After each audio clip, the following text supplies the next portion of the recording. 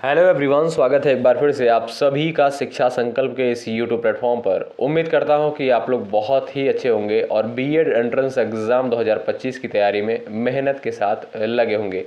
आप किसी भी स्टेट से हैं, उस स्टेट की बीएड प्रवेश परीक्षा की तैयारी कर रहे हैं तो हमारे इस चैनल से आप लोग जुड़ सकते हैं। यहाँ पर जो है आपको फ्री में कंटेंट प्रोवाइड किया जा रहा है। जो स्टूडेंट पुराने हैं उनको पता है और जो नए स्टूडेंट हैं उनको मैं एक बार जो है क्लासेस का टाइमिंग बता दूं कि कितने बजे कौन सी क्लास होती है। देखिएगा, 11:30 बजे जो है आपको करंट अफेयर की क्लास मिलती है देखने को। उसके बाद 3 बजे जो है सामान्य ज्ञान की स्पेशल क्लास मिलती है। इसमें हम लोग 50 प्रश्न को डिस्कस करते हैं जो कि बीएड एंट्रेंस एग्जाम के लिए मोस्ट इंपॉर्टेंट एमसीक्यू होते हैं। और उसके बाद 8:30 बजे रात को जो है सामान्य हिंदी की क्लास होती है और ये जो है आपकी लाइव क्लास होती है। इसमें आप लोग ज़रूर जुड़ें, ठीक है। आइए शुरुआत करते हैं बिना किसी देरी के। यदि आप चैनल पर नए हैं और मेहनत के साथ तैयारी में लग गए हैं तो जुड़ सकते हैं, ठीक है। चलिए, पहला प्रश्न कहता है 2024 में जारी वैश्विक नवाचार सूचकांक में भारत को कौन सा स्थान प्राप्त हुआ है। क्वेश्चन नंबर फर्स्ट आपके स्क्रीन पर है, स्टार लगाएं, बेहद इंपॉर्टेंट प्रश्न है, जवाब दे सकते हैं आप लोग। चलेगा, 39वां स्थान, 40वां, 38वां और 42वां। क्वेश्चन नंबर फर्स्ट कहता है 2024 में जारी वैश्विक नवाचार सूचकांक में भारत का जो है कौन सा स्थान है। तो याद रखेंगे 39वां स्थान है। पहला ऑप्शन आपका बिल्कुल करेक्ट हो जाएगा, ठीक है।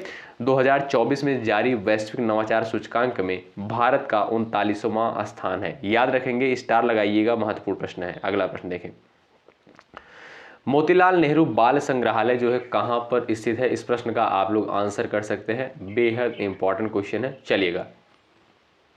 चलिए, आगरा, प्रयागराज, लखनऊ, वाराणसी। दोस्तों याद रखिएगा, मोतीलाल नेहरू बाल संग्रहालय जो है ये लखनऊ में स्थित है और इसकी स्थापना करी जाती है 1957 में, ठीक है।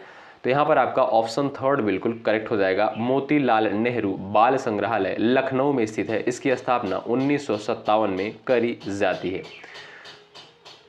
अगला प्रश्न सभी दोस्त देख लें। क्वेश्चन नंबर थर्ड कहता है महर्षि वाल्मीकि आश्रम जो है कहाँ पर स्थापित है। श्रावस्ती में, बिठूर में, कल्पी में, इनमें से कोई नहीं। क्वेश्चन नंबर थर्ड का आप लोग आंसर दे सकते हैं। महर्षि वाल्मीकि आश्रम जो है कहाँ पर स्थापित है। चलिएगा, जवाब देने का प्रयास करें आप लोग। इंपॉर्टेंट प्रश्न है, एग्जाम के पॉइंट ऑफ व्यू से सबका आंसर आना चाहिए। दोस्तों याद रखिएगा, महर्षि वाल्मीकि आश्रम जो है कहाँ पर है, बिठूर में। ऑप्शन नंबर आपका सेकंड बिल्कुल करेक्ट हो जाएगा। अगला प्रश्न देखें, मुख्यमंत्री लाडली बहन आवास योजना किस राज्य से संबंधित है। चलिएगा, आंसर देने का प्रयास करें, बेहद इंपॉर्टेंट प्रश्न है। एग्जाम के दृष्टिकोण से आप लोग बता सकते हैं इस प्रश्न का करेक्ट आंसर क्या हो जाएगा। चलिएगा, मुख्यमंत्री लाडली बहन आवास योजना। चलिएगा, तो दोस्तों याद रखिएगा, यहाँ पर जो है आपका ऑप्शन थर्ड बिल्कुल करेक्ट हो जाएगा। मध्य प्रदेश सरकार से संबंधित है। मध्य प्रदेश सरकार के द्वारा जो है लाडली बहन आवास योजना जो है 2023 में शुरू की गई है और ये बहुत महत्वपूर्ण योजना है, एग्जाम के दृष्टिकोण से पूछा जाता है। चलिए, अगला प्रश्न देखें, प्रथम बौद्ध परिषद का आयोजन कहाँ पर हुआ था। बता सकते हैं, राइट आंसर क्या हो जाएगा आप लोग। चलिएगा, प्रथम बौद्ध परिषद का आयोजन जो है कहाँ पर हुआ था। वैशाली में, कश्मीर में, राजगृह में, पाटलिपुत्र में। चलिएगा दोस्तों, याद रखेंगे आप लोग, ऑप्शन थर्ड बिल्कुल करेक्ट हो जाएगा। प्रथम बौद्ध परिषद का आयोजन जो है राजगृह में हुआ था। ऑप्शन थर्ड बिल्कुल करेक्ट हो जाएगा। और किसके समय में जो है हुआ था, इस बौद्ध परिषद की अध्यक्षता किसके द्वारा करी गई थी, महाकश्यप के द्वारा करी गई थी। और किसके शासन काल में जो है हुआ था, अजातशत्रु के शासन काल में, ठीक है। अगला प्रश्न देखते हैं, उत्तर प्रदेश की सर्वाधिक लंबी नहर कौन सी है, बताएं। निचली गंगा नहर, घाघरा नहर, शारदा नहर, केन नहर। दोस्तों यदि आप सामान्य ज्ञान की जो क्लासेस आपको प्रोवाइड करी जा रही हैं, अगर आप लोग इतना कवर कर लेते हैं तो आपको कोई भी समस्या नहीं उत्पन्न होगी बीएड एंट्रेंस एग्जाम के लिए। आज ही हमारी जो 12वीं क्लास है, अगर आपने पिछली 11 क्लासेस को अटेंड नहीं की हैं तो जाकर अटेंड कर लीजिएगा, ठीक है।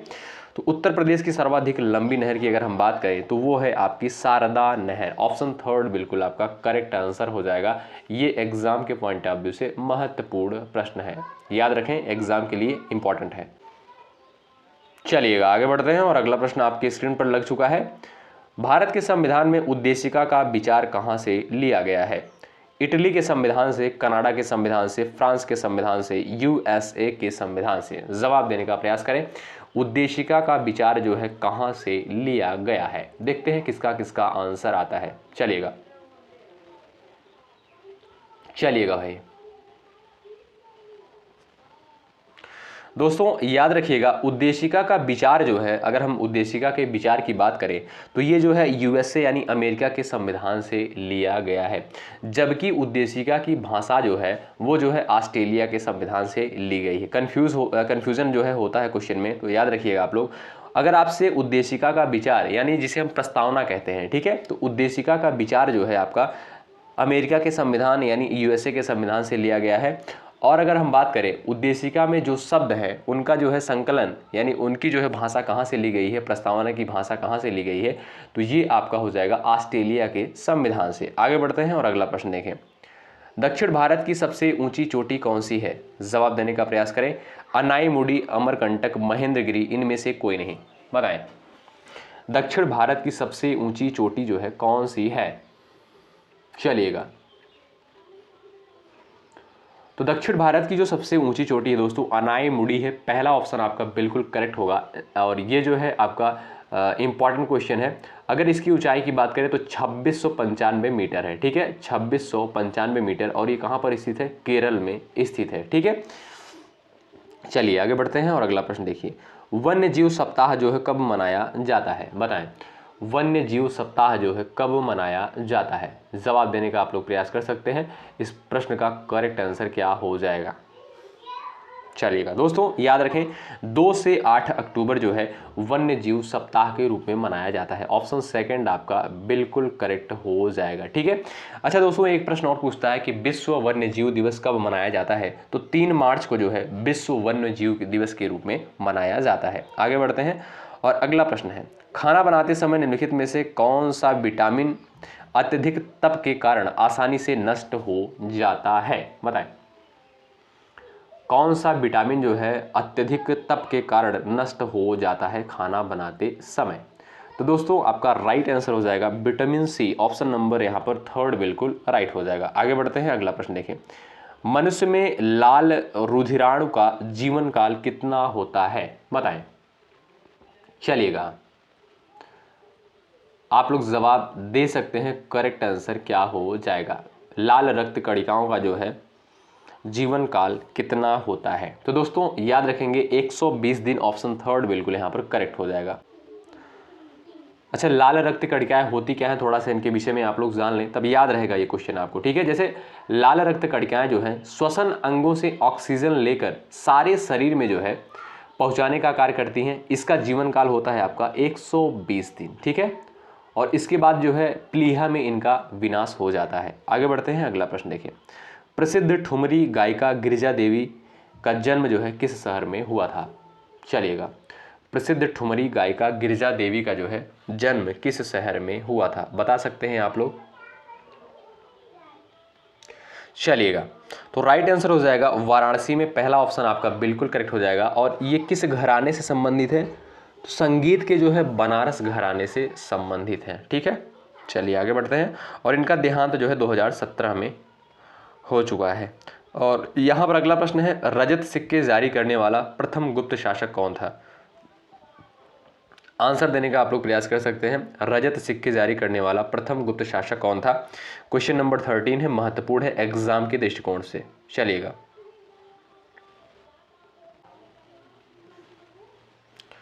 दोस्तों चंद्रगुप्त द्वितीय। ऑप्शन नंबर आपका थर्ड बिल्कुल करेक्ट हो जाएगा। रजत सिक्के जारी करने वाला प्रथम जो गुप्त शासक था वो था चंद्रगुप्त द्वितीय। ऑप्शन नंबर आपका यहाँ पर थर्ड बिल्कुल करेक्ट हो जाएगा। जिसे जो है और एक प्रश्न और पूछता है कि विक्रमादित्य की उपाधि जो है किसको दी गई थी? तो चंद्रगुप्त द्वितीय को जो है विक्रमादित्य की उपाधि दी गई थी, ठीक है। अच्छा, उन सिक्कों को क्या कहा जाता था? अगर आपसे पूछा जाए जो रजत सिक्के जारी किए जाते थे उन्हें रूपक कहा जाता था या रूपक कह सकते हैं, ठीक है। रूपक, रूपक, ठीक है, रूपक कहा जाता था। आगे बढ़ते हैं। चालुक्य की राजधानी कहाँ थी? बता सकते हैं। चालुक्यों की राजधानी कहाँ थी? वातापी, श्रावस्ती, मदुरई, कन्नौज। चलिएगा, राइट आंसर हो जाएगा वातापी। जो चालुक्य की राजधानी थी वातापी, पहला ऑप्शन आपका करेक्ट है। नेपाल की मुद्रा क्या है, बता सकते हैं आप लोग, नेपाल की मुद्रा का नाम क्या है? चलिएगा दोस्तों, नेपाल की जो मुद्रा है वो है आपका क्या, रुपया। पहला विकल्प आपका बिल्कुल करेक्ट हो जाएगा, ऑप्शन नंबर ए बिल्कुल राइट हो जाएगा। और टका की बात करें, टका जो है बांग्लादेश की मुद्रा का नाम है, ठीक है, याद रखिएगा। और यूएस का है आपका डॉलर, ठीक है, यूएस का डॉलर है। आगे बढ़ते हैं और अगला प्रश्न यहाँ पर देखेंगे।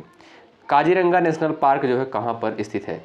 काजीरंगा नेशनल पार्क जो है कहाँ पर स्थित है, बता सकते हैं आप लोग। ये नेशनल पार्क दोस्तों एक सींग के गैंडे वालों के लिए जो है फेमस है। तो ये जो है आपका काजीरंगा नेशनल पार्क जो है कहाँ पर है, आप लोग एक बार प्रयास करिए आंसर देने का। चलिएगा, तो दोस्तों याद रखिएगा ये आपका कहाँ पर है, असम में स्थित है। इंपॉर्टेंट है, याद रखिए, काजीरंगा नेशनल पार्क जो है असम में स्थित है। यह एक सींग वाले गैंडों के लिए प्रसिद्ध है। आगे बढ़ते हैं, अगला प्रश्न देखें।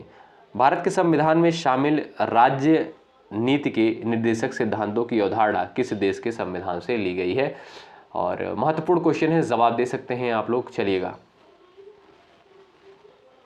राज्य के नीति निर्देशक तत्व, तो ये आपका आयरलैंड के संविधान से लिया गया है, ऑप्शन सेकंड बिल्कुल करेक्ट हो जाएगा। और अगला प्रश्न है, राष्ट्रपति संविधान के किस अनुच्छेद के अंतर्गत राष्ट्रीय आपात स्थिति घोषित कर सकता है, बताएं। चलिएगा,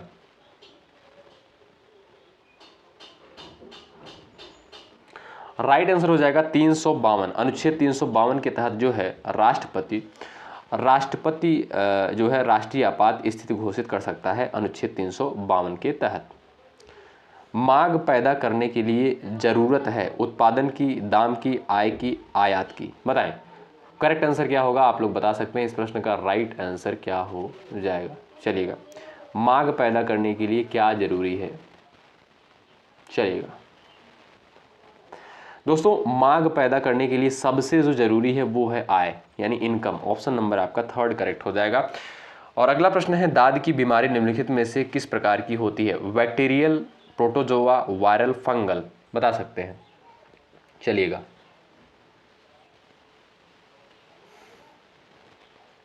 बता सकते हैं करेक्ट आंसर क्या हो जाएगा आपका।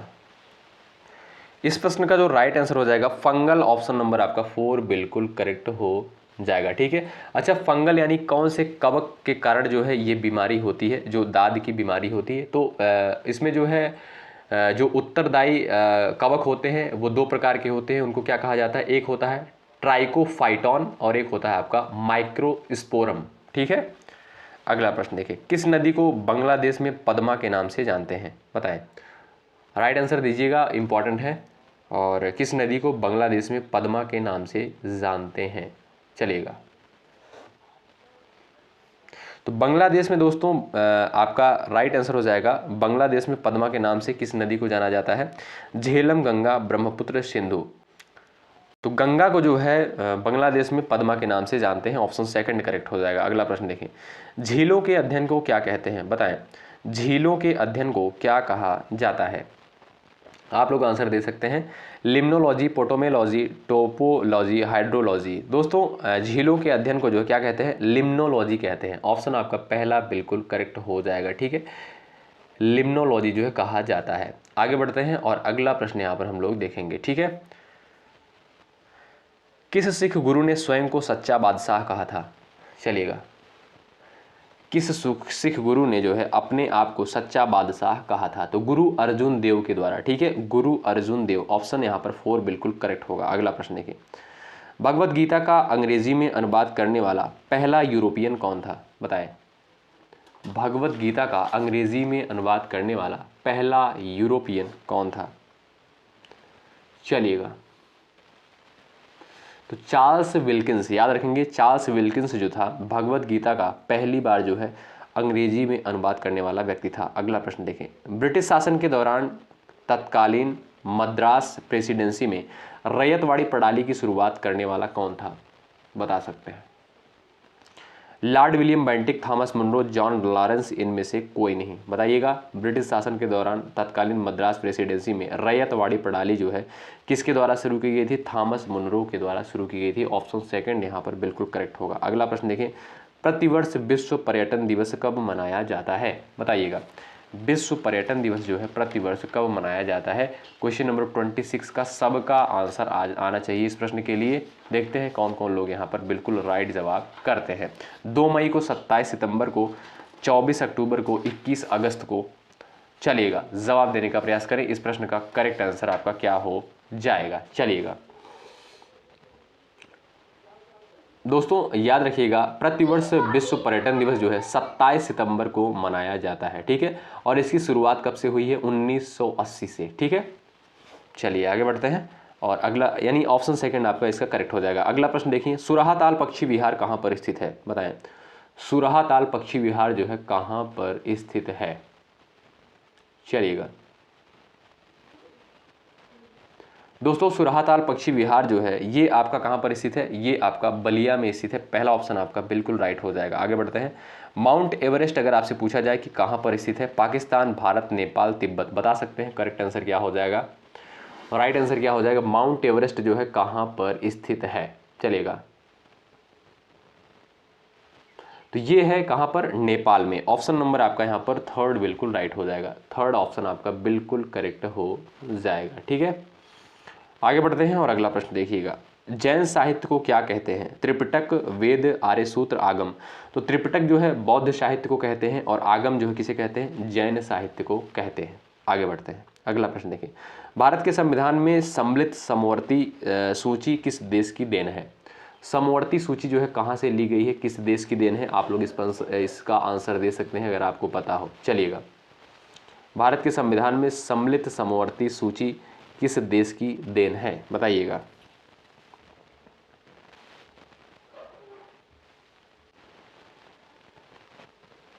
तो अगर देखा जाए समवर्ती सूची का प्रावधान कहां से लिया गया है? ये आपका लिया गया है ऑस्ट्रेलिया के संविधान से। ऑप्शन आपका सेकंड बिल्कुल करेक्ट हो जाएगा, ठीक है। आशा करता हूं कि आप समझ गए होंगे और आगे बढ़ते हैं। अगला प्रश्न देखिएगा, विश्व बाघ दिवस जो है कब मनाया जाता है? बताएं, विश्व बाघ दिवस जो है कब मनाया जाता है? महत्वपूर्ण प्रश्न है, जवाब दे सकते हैं आप लोग। चलिएगा दोस्तों याद रखिएगा, 29 जुलाई को, कब? 29 जुलाई को विश्व बाघ दिवस के रूप में मनाया जाता है। ऑप्शन आपका 4 बिल्कुल करेक्ट हो जाएगा, ठीक है। आगे बढ़ते हैं, अगला प्रश्न देखिए। भाई आप लोग सेशन को लाइक कर दें, जो भी साथी जुड़ चुके हैं चैनल से लाइक कर दें, और जो नए स्टूडेंट हैं वो सब्सक्राइब करके बेल आइकन को प्रेस कर लें। डेली 11:30 बजे आप लोग करंट अफेयर क्लास में जरूर जुड़ें और रात को 8:30 बजे समान हिंदी की लाइव क्लास में आप लोग जरूर जुड़ें, बहुत हेल्प मिलेगी आपको, ठीक है। तो गुप्तकालीन रजत मुद्राओं को क्या कहा जाता था? बताइएगा, गुप्तकालीन रजत मुद्राओं को क्या कहा जाता था? बता सकते हैं करेक्ट आंसर क्या हो जाएगा आपका यहाँ पर? चलिएगा चलिएगा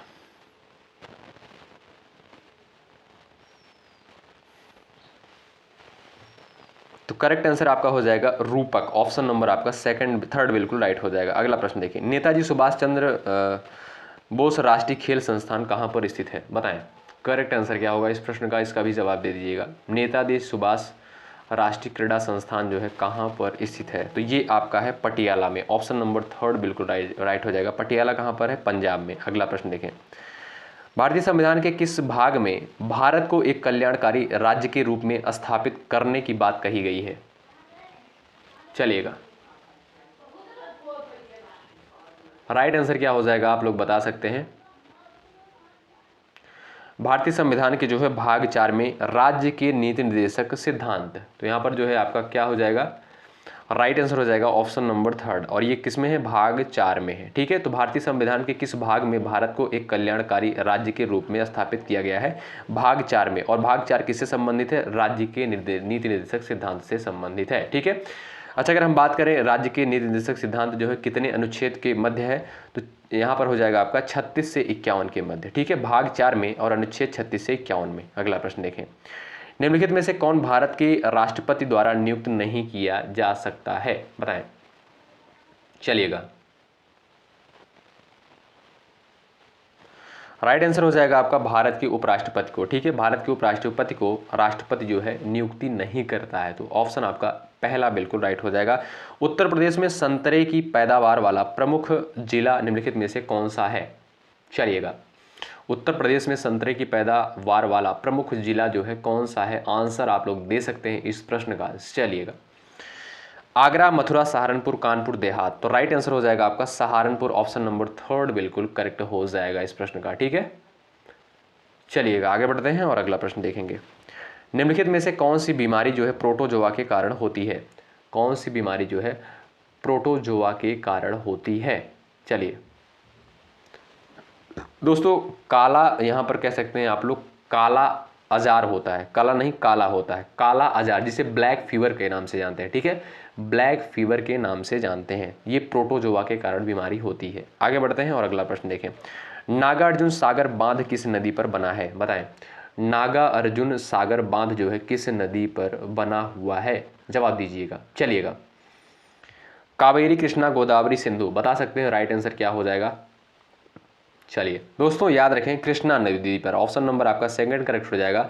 नागार्जुन सागर बांध जो है कृष्णा नदी पर है, ऑप्शन आपका यहां पर सेकंड बिल्कुल करेक्ट हो जाएगा। आगे बढ़ते हैं और अगला प्रश्न आपसे कहता है, निम्नलिखित में से सबसे ऊंचा जलप्रपात जो है कौन सा है? बताएं, सबसे ऊंचा जलप्रपात जो है कौन सा है? चलिएगा,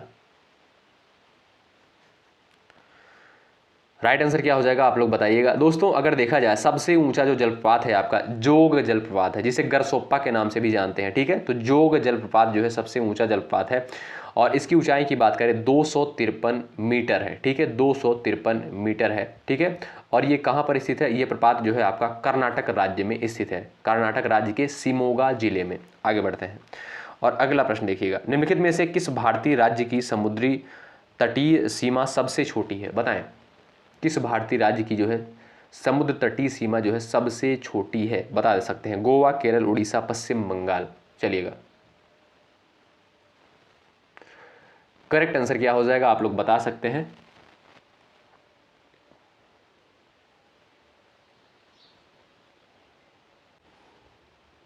तो जो है आपका इसमें राइट आंसर हो जाएगा गोवा। ठीक है, गोवा राज्य की जो तटीय सीमा है सबसे कम है, कितना है? 103 किलोमीटर। और सबसे अधिक जो है अगर बात करें तो सबसे अधिक जो है वो है आपका गुजरात राज्य। सबसे जो है अधिक है गुजरात राज्य की समुद्र तटीय सीमा जो है सबसे अधिक है, कितना? 1214। ठीक है, 1214.70 किलोमीटर है। ठीक है, याद रखिएगा। सबसे कम बस इतना याद रखिएगा, सबसे कम है गोवा और सबसे ज़्यादा है आपका गुजरात। ठीक है, आगे बढ़ते हैं, अगला प्रश्न देखें। मुर्शीद कुली खान, अलीवर्दी खान और सिराजुद्दौला कहाँ के नवाब थे? लखनऊ, वाराणसी, हैदराबाद, बंगाल। बताएं, ये लोग जो है कहाँ के नवाब थे? जवाब देने का प्रयास करें। भाई आप लोग सेशन को लाइक नहीं कर रहे हैं, एक लाइक जरूर करें, आपके लिए इतना मेहनत किया जा रहा है, इतना प्रयास किया जा रहा है, क्वेश्चन को इकट्ठा किया जा रहा है, कंसाइज करके ले आते हैं इतना मेहनत के साथ। आपका कर्तव्य बनता है कि एक लाइक जरूर करें और यदि आप चैनल पर नए हैं सब्सक्राइब जरूर कर लीजिएगा, अपने दोस्तों के पास भी शेयर करना बिल्कुल मत भूलिएगा। चलिएगा भाई, मुर्शीद कुली खान, अलीवर्दी खान और सिराजुद्दौला जो है कहाँ के नवाब थे? तो ये है आपका करेक्ट आंसर हो जाएगा बंगाल के नवाब थे, ऑप्शन नंबर 4 बिल्कुल करेक्ट होगा। अगला प्रश्न देखें। गांधी जी ने किस धार्मिक ग्रंथ को अपनी माता कहा था? बताएं, गांधी जी ने किस धार्मिक ग्रंथ को अपनी माता कहा था? अब मैं आपसे बताऊं कि मैं सिर्फ जो है 25 से 30 मिनट में आपको 50 क्वेश्चंस प्रोवाइड कर देता हूं और अभी और चैनल पे आप देखेंगे लोग घंटों घंटों लगा देते हैं, समय जो है आपका बर्बाद करते हैं। ठीक है, तो देखिए हमारा ये उद्देश्य नहीं है आपका समय जाए, हमारा बस उद्देश्य इतना है कि ज़्यादा से ज़्यादा प्रश्न, ज़्यादा से ज़्यादा ऑब्जेक्टिव आपके बन जाएँ आपके एग्जाम तक। ठीक है, तो चलिएगा बताइएगा, क्वेश्चन नंबर 42 का आंसर करें। गांधी जी ने किस धार्मिक ग्रंथ को अपनी माता कहा था? चलिएगा, जवाब दे सकते हैं आप लोग। राइट आंसर क्या हो जाएगा इस प्रश्न का? करेक्ट आंसर आप लोग दें। चलिएगा, भगवत गीता को, ऑप्शन नंबर आपका 3 बिल्कुल करेक्ट हो जाएगा। गांधी जी के द्वारा जो है किस धार्मिक ग्रंथ को अपनी माता कहा गया है? तो भगवत गीता को जो है अपनी माता कहा गया है महात्मा गांधी के द्वारा। अगला प्रश्न देखें। किस गवर्नर जनरल ने भारत में सती प्रथा का अंत किया था? स्टार लगाएं, बेहद इंपॉर्टेंट क्वेश्चन है। वैसे तो सारे क्वेश्चन बेहद इंपॉर्टेंट है, आप लोग प्रीवियस ईयर क्वेश्चन पेपर उठाकर देखेंगे तब आपको चीज़ें समझ में आएंगी कि हमारे द्वारा कितनी बेस्ट चीज़ें आपको दी जा रही हैं। चलिए, किस गवर्नर जनरल ने भारत में सती प्रथा का अंत किया था? चलिएगा दोस्तों, लॉर्ड विलियम बेंटिक के द्वारा जो है कानून बनाकर भारत में सती प्रथा को पूरी तरह से प्रतिबंधित कर दिया गया था। किसके द्वारा? लॉर्ड विलियम बेंटिक के द्वारा। ऑप्शन आपका यहां पर 3 बिल्कुल करेक्ट हो जाएगा। आगे बढ़ते हैं, अगला प्रश्न देखिए। वह प्रधानमंत्री कौन था जिसे संसद ने मतदान द्वारा अपदस्थ कर दिया था? चलिएगा, वह प्रधानमंत्री कौन था जिसे संसद ने मतदान द्वारा अपदस्थ कर दिया था? देखते हैं किसका किसका आंसर आता है इस प्रश्न के लिए। दोस्तों, वीपी सिंह जो है ऐसे प्रधानमंत्री थे जिन्हें संसद ने मतदान द्वारा अपदस्थ कर दिया था। तो ऑप्शन नंबर आपका यहां पर करेक्ट हो जाएगा, ऑप्शन नंबर 3 बिल्कुल राइट हो जाएगा। अगला प्रश्न देखें, स्टैचू ऑफ पीस भारत के किस राज्य में स्थित है? बेहद इंपॉर्टेंट क्वेश्चन है। स्टैचू ऑफ पीस जो है भारत के किस राज्य में स्थित है, बताएं।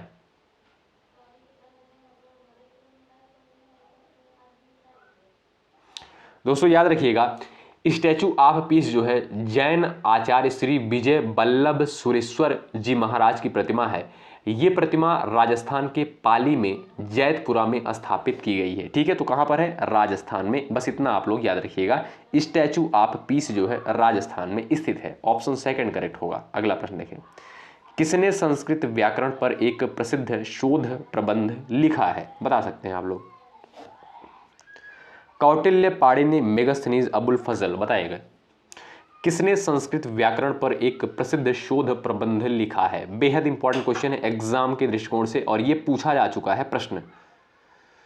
चलिएगा भाई, 8:30 बजे आप लोग लाइव क्लास में जरूर जुड़िएगा। सामान्य हिंदी की स्पेशल क्लास होती है, वहां पर बहुत सारे स्टूडेंट जुड़ते हैं और लाइव इंटरेक्शन होता है वहां पर। तो आप लोग बताइएगा किसने जो है संस्कृत व्याकरण पर एक प्रसिद्ध शोध प्रबंध लिखा है? तो पाणिनि के द्वारा। ऑप्शन नंबर आपका यहां पर सेकंड बिल्कुल करेक्ट हो जाएगा। आगे बढ़ते हैं, नव वर्ष के अवसर पर उगादि का आयोजन किस राज्य में किया जाता है? कर्नाटक, तमिलनाडु, बिहार, केरल, बताएंगे।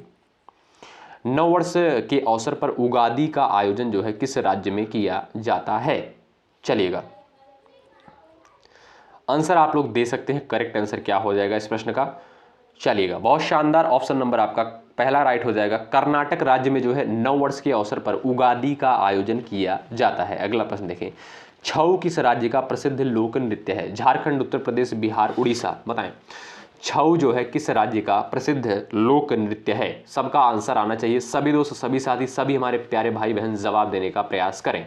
चलिएगा, छऊ किस राज्य का प्रसिद्ध लोक नृत्य है? और ये क्लास आपको कैसी लगती है कमेंट बॉक्स में अपना रिव्यू जरूर बताएं। ठीक है, यूट्यूब पर जितनी भी क्लासेस हो रही हैं आप लोग बताइएगा, उनमें से हमारे चैनल पर जो क्लासेस आपको प्रोवाइड की जा रही हैं, क्लासेस आपको कैसी लगती हैं, आप लोग अपना रिव्यू जो है जरूर बताएं। बहुत मेहनत के साथ दोस्तों ये क्लास आपको प्रोवाइड की जाती है। एक एक क्वेश्चन जो है इकट्ठा किया जाता है जो इंपॉर्टेंट होता है एग्जाम के पॉइंट ऑफ व्यू से। बताएं, तो छऊ जो है किस राज्य का प्रसिद्ध लोक नृत्य है? याद रखिएगा, यह है आपका झारखंड राज्य का एक फेमस लोक नृत्य है छऊ। आगे बढ़ते हैं, लावड़ी किस राज्य का लोक नृत्य है? बता सकते हैं। महाराष्ट्र, उत्तर प्रदेश, बिहार, छत्तीसगढ़। चलिएगा, लावड़ी किस राज्य का लोक नृत्य है? बताइएगा करेक्ट आंसर क्या हो जाएगा इस प्रश्न का, और सबका आंसर आना चाहिए इस प्रश्न के लिए। दोस्तों याद रखें, लावड़ी जो है महाराष्ट्र, ऑप्शन नंबर आपका पहला बिल्कुल करेक्ट हो जाएगा। महाराष्ट्र राज्य का एक बहुत ही फेमस लोक नृत्य है लावड़ी। ऑप्शन नंबर आपका ए बिल्कुल राइट हो जाएगा। अगला प्रश्न है और ये लास्ट क्वेश्चन है, इसका जवाब आप लोग करेंगे। इसका जवाब जो है आप सभी को पता है, डेली क्लास में आपसे लास्ट क्वेश्चन का जवाब पूछा जाता है, तो बहुत सारे स्टूडेंट जवाब करते भी हैं।